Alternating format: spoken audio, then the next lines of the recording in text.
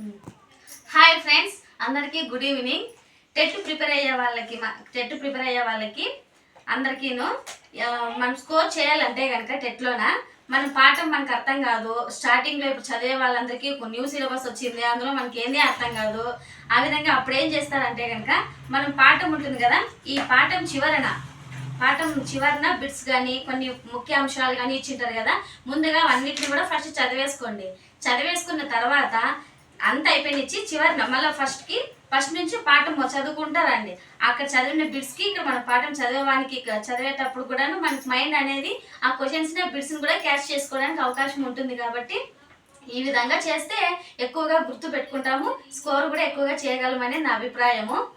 ఇంకొక ముఖ్య విషయం ఏమంటే మరొక విషయము, మనము లాస్ట్లో చదివేటప్పుడు కానీ ఈ బిట్స్ ఉంటాయి కదా, బిట్స్ కానీ ఖాళీలు పూరింపు అనేటువంటిది, నెక్స్ట్ ముఖ్య అంశాలు అనేటివి, తర్వాత మీకు తెలుసా అని సపరేట్గా బ్రాకెట్లో ఇచ్చింటారు కదా, బాక్స్లో ఇచ్చింటారు కదా, అవన్నింటిని కూడా మెయిన్గా పాయింట్గా మనం చూసుకోవాలి.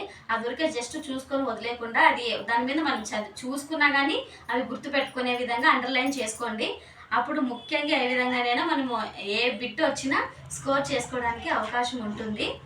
మీకు నచ్చితే లైక్ చేయండి, లేదంటే మీ ఇష్టము. నేనైతే ఈ విధంగానే చేసుకుంటూ వెళ్తున్నాను.